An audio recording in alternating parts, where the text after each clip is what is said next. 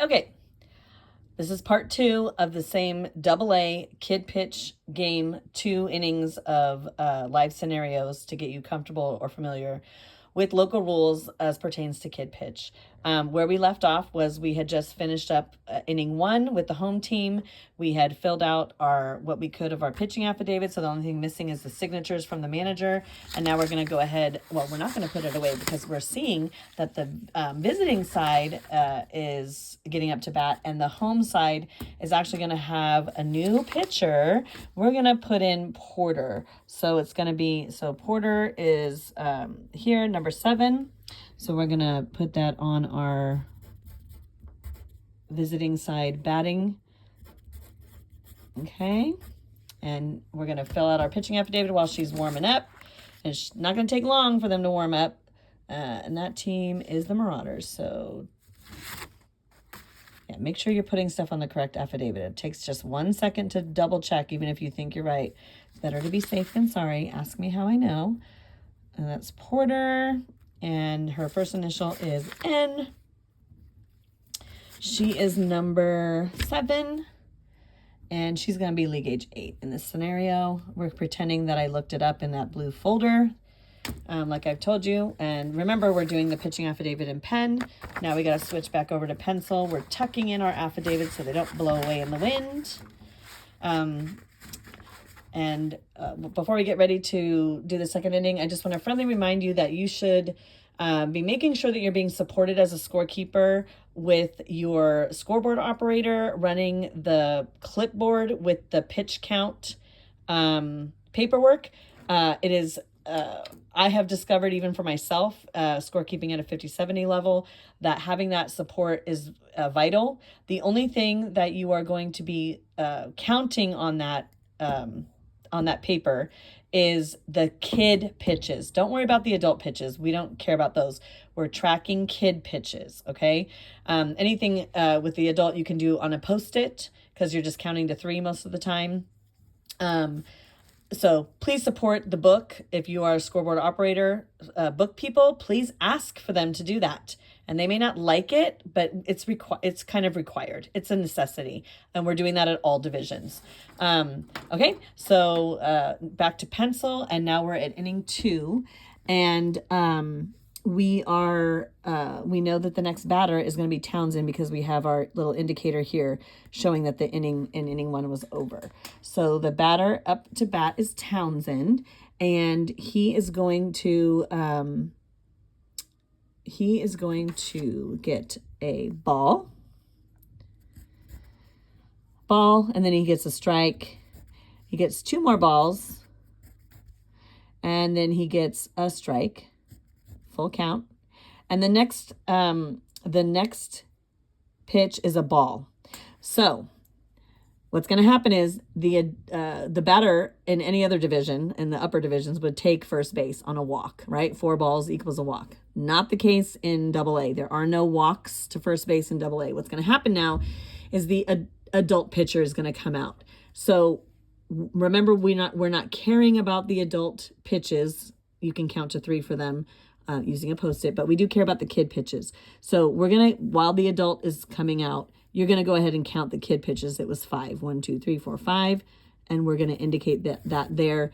We're waiting now to see what happens because the batter's still alive. When it's a ball, the adult pitch is going to come out. They are going to throw up to 3 pitches. However, the batter is going to maintain their count, their strike count. So this kid is carrying, Townsend has 2 strikes on him, okay? So keep that in mind because we're still doing the count. He still absorbs his count. So the adult pitcher, I don't have a Post-it, so I'm just going to do it over here. The adult pitcher's first pitch is a ball, and his second pitch is a swinging strike. That batter is now out. He doesn't get a third pitch. Why? Because he had 2 strikes on him when the adult pitcher came out. So he doesn't need to have all 3 pitches thrown at him. He swung and missed, and so that is a forward K, 1 out. We don't need to add the adult pitches. We already know that the kid pitcher threw 5 pitches. So now the adult's going to leave the field, and the kid pitcher's going to get back on the bump, and he's going to go ahead and go to the next batter. So the next batter is, he has a strike, and then he hits the ball, and he makes it to second base. I'm not going to get into fielding right now. I just want to show you guys different scenarios. So 5, 6, 7 pitches. Okay. Okay. The next batter, I think I did in the first inning that a kid got hit by a pitch. Yes, I did. Okay. So the next batter is going to have a full count. I'm just going to start just filling in just so we can get to the end of this pretty quickly. He has a full count, and he hits the ball through the gap between first and second base, and he makes it to second. This runner scores. That's an RBI, and we're going to count the pitches. So we're at 7, 8, 9, 10, 11, 12, 13. Okay. The next batter has 2 balls and 1 strike. The next pitch is a strike. The next pitch, he fouls out. Then he gets a ball. And then he fouls out again. Now, we're counting the pitch. The batter cannot be out on a foul. So he can foul a million times. We're just going to keep counting those kid pitches, okay? So we're going to say he fouls out 1 more time. I'm doing little dots where I'm going to remember to count them, okay? And now that batter hits the ball and it goes, he gets on first base safely, okay? His friend gets to third base safely. Now we got to count our pitches. 13, 14, 15, 16, 17, 18, 19, 20, 21. Okay. Be careful. So what I always do, just because it's my bad habit, is I always end up encroaching on the count boxes in the next column over. Just be careful when you're writing, that to write it small. Don't be like me. I get sloppy. And then when you go to the next inning and you just need to be aware of making marks that you know the count if you do encroach on their space like I just did. Okay, so the next batter is going to be, he's going to have another full count. We're just going to make this lightning fast. But then he hits the ball and he gets on second base. This guy runs in. This guy gets on third base. So he has an RBI.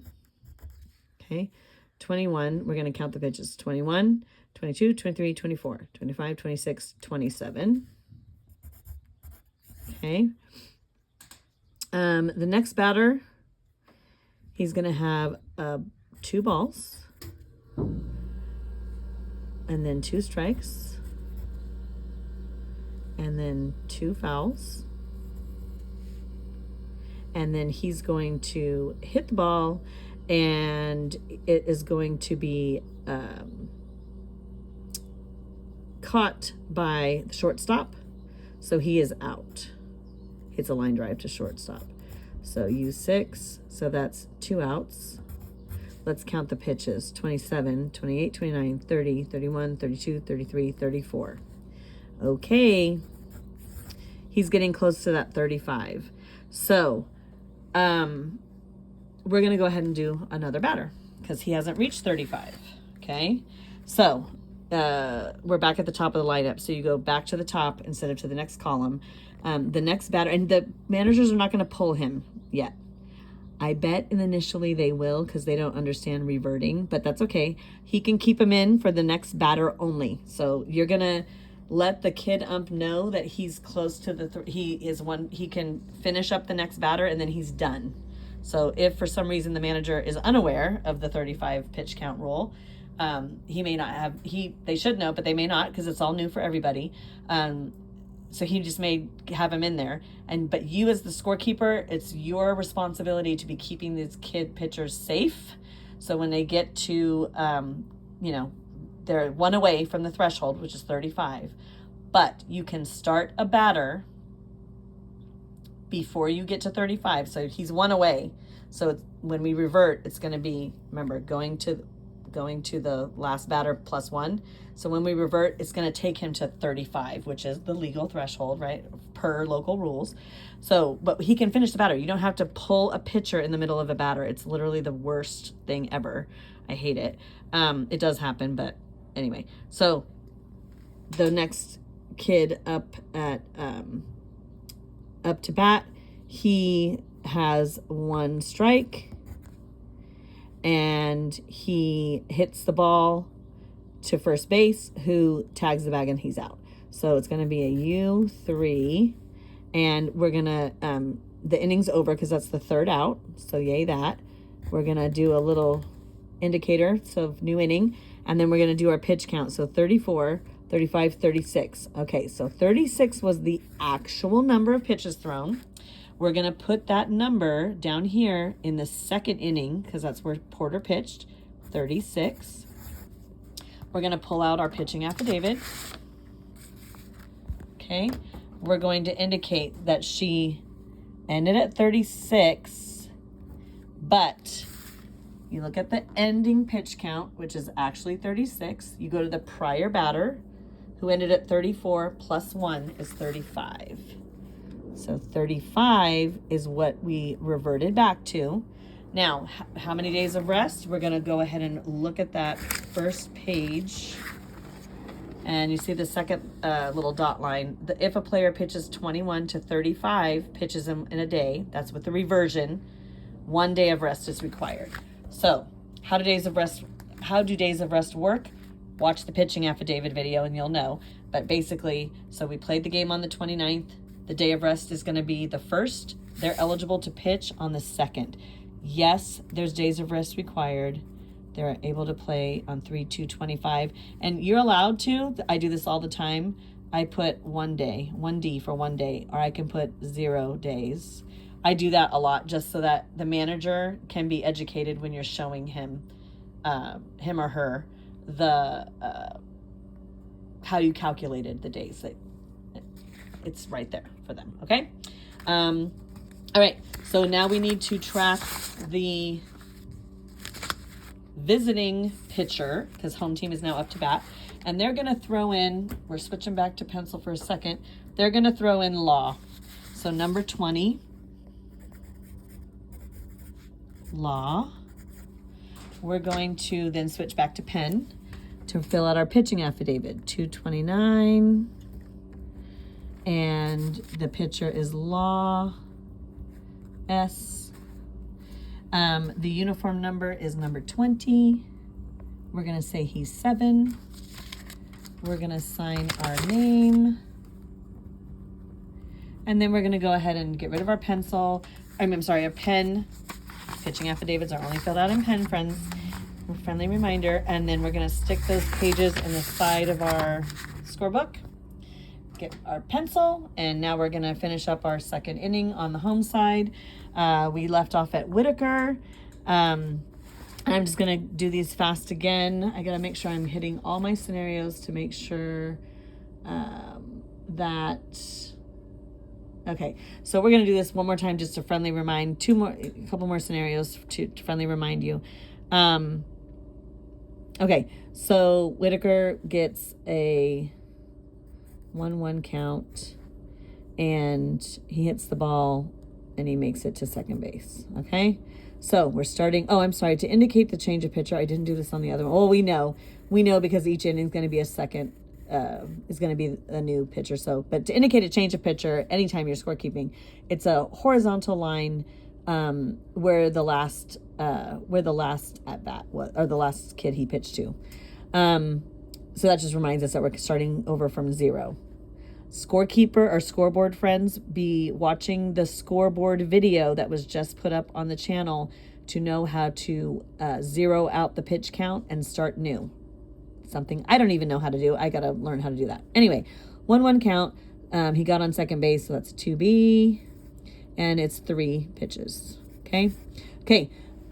The next batter has 2 strikes, has 3 balls, full count, and then the 4th pitch is a ball. Remember, they cannot take first base on a walk, So the adult pitcher is going to come in. As he's walking out, you're going to go ahead and count up your kid pitches. 3, 4, 5, 6, 7, 8. So there's 8. Now we're going to use a Post-it to be counting. The coach is going to give, they're going to give up to 3 more pitches. However, this batter has 2 strikes on him. Okay, so the first pitch is a ball. The second pitch is a foul. You cannot be out on a foul ball. The third pitch, he's going to hit it. He's going to make it to second base. His friend's going to score. That's an RBI. We don't care about the pitch count because we already got the kid pitches. We don't care about the adult pitches. Okay, so that's just a reminder. When it's a ball, when it's 4 balls, manager comes into the game, or not manager, coach pitcher comes into the game, and he or she will throw up to 3 pitches. However, the batter is still carrying their strikes count. So it may end up only being 1 pitch that's thrown. Okay. All right. Next batter is Porter. She's going to have a ball. Then she's going to get hit by the pitcher. So just to remind you, because I think we did this in the part 1 video, if she gets hit by the pitcher, again, the adult pitcher is going to come out. The kid pitcher is going to step off the bump. He's going to throw up to, they will get 3 more pitches. But the count is going to be erased. So we're still counting it as a kid pitch. So because they got hit by a pitch, you can circle the HP, by the way. HP stands for hit by pitcher. That's just going to remind us why that happened. So 8, 9, then we're going to do over off to the side or on your Post-it. Please use a Post-it. Now the no count. So we don't need to worry about, it's a fresh count. So if for some reason he had 2 strikes or she had 2 strikes on her, the count, unlike when it's a 4 balls situation, this is a hit by pitcher situation, the count is erased. So you on the scoreboard get rid of those strikes on that player for that kid. Okay, so this time the manager threw the pitches. First one was a ball, second one was a strike, third one was a strike just looking. It was a called strike. So there's her 3. She did not put the ball in play. That batter's out. And you can put a backwards K because it was a called strike. It's not going to matter or do anything. And you don't need to worry about the pitch count because you already got the kid pitches. And that's 1 out. Okay? Those are the 2 scenarios that I want you to get comfortable with. What happens when it's balls, a base on balls, a walk. That's not going to happen. Okay. What's going to happen when a kid gets hit by a pitcher? So those are the 2 scenarios you need to be aware of. All right. Just to wrap it up, the next kid comes up to bat, Gifford, and he hits the ball to third base, who catches the ball. And then third base throws to first base, and it's a double play. Amazing. So let's show you that fun paperwork or fun indicator. So it's 5 to 3 out. So that's the third out. So the first out, or the second out, was on this guy because it was a U5. Okay. So U5 because he caught it and tagged the bag. And then this was a double play because then he caught it through, and then it was a 5-3. Third base to first base. Third out. Pitch count, 10. Okay, so we're going to go to the second inning. Law is going to have a total of 10.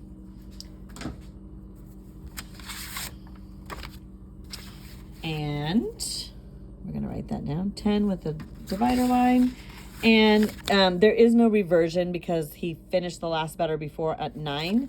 So you can just write 110 or you can do 10, 10, circle it, kind of like we did before. There's no days of rest under 20 pitches, so he's eligible on the next day. Okay, so and then and that's it. So that's where I'm going to leave you with scenarios. Oh, I didn't do the run count. I I didn't do that twice. So on the visitor side or the home side, they had 1 run scored here. I'm seeing some people not do this part. If you do this, it makes it easier to add at the end the runs. You can also count your colored diamonds. I also, when I do the colored diamonds, I'm also trying to remember to do tally marks. I learned this from another scorekeeper that we have, and I think it's really smart to have tally marks. It just helps make me know faster what the score is if asked, because sometimes the scoreboard doesn't get it right or forgets to push a button or whatever. And this one, I didn't do this either. There were 2 runs. So right now I know I have 3, and I'm going to tally mark that up there. So 3 tally marks, and then I know it's 3 because this is the only part you get to add. We're not going to be doing math and adding. You're not going to do, you're going to do cumulative counting for a pitch count. Down here though, you can't do math, it's fine. I hope that helps you guys. I am going to strongly encourage you to read the local rules. It's pretty easy because it's, it's spelled out to you, different scenarios of what can happen with the kid pitch rules. With the kid pitch scenarios, like I said, a walk or being hit by a pitcher are the 2 things you're going to see all the time. Reassurance for you that you're going to have an adult who steps in those situations. Should a pitcher reach more than 35 pitches in an inning, you will see in innings 1, 2, or 3, because that's the only time they're going to be pitching, you will see a change of pitcher. And I kind of showed that to you, how you will indicate that. It's okay to have 2 pitchers in an inning. That sometimes happens. You're going to indicate a change of pitcher with a horizontal line. Try not to do what I did and color over your 2 RBIs here. But anyway, you're going to indicate the change of pitcher wherever it happens, and then that cues in you to do a couple things: to close out the pitcher, get out your form, fill it out. You can add the new pitcher in, because just say like they had only 1 out and they were past 35. You need another pitcher to finish up the inning, right? So then you are going to add the new pitcher, and you're going to start your count fresh. Pitch count, you're going to start from 0. This is a part where people mess up, that when there's a change of pitcher, you keep counting on. You can't do that. You got to start from 0. I've done it too, so don't feel bad if it happens. It's a learning moment, because the scoreboard needs to be taken back down to 0 for that pitcher. But you'll have managers saying, "What do you mean my kid has this number?" You'll know, hopefully, because you can't go over 35. So that will be one reminder. Another reminder is that the coach may be like, "What do you mean you have?" Yeah, it's basically going to be based on the number. So just remember to change that pitcher. If that happens, that's the only other, I think, weird thing that you may see. Reassurance in that if you make it through those 3 innings of crazy, the rest of the game, innings 4, 5, and 6, it's going to be dialing back into that coach pitch rules scenarios. And again, that's also in the local rules. So I'm going to try to get this sent, if I haven't already done it. I think I already did it, but I may not have. I will email it to you. And if for some reason you don't get the email, hit me up and I will make sure that happens for you. Okay? Good luck. Have fun. You can do this. The pace of the game is going to slow way down. Use your time wisely. Please do not do your pitching affidavits all at the end.